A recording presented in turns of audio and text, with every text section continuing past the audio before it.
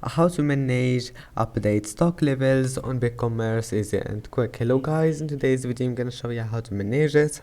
First open your browser and then once you're here click settings, and now just wait and then scroll down until you find here inventory, and if you can't find it here just type inventory and then click on it. And now scroll down and here we'll find general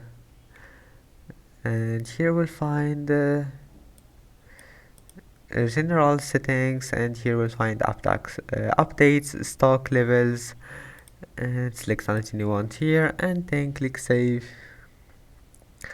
And I hope that can help you, and that's it for today's video. If you like this video, please don't forget to like and don't forget to subscribe, and thank you for watching this video until the end, and see you in the next video.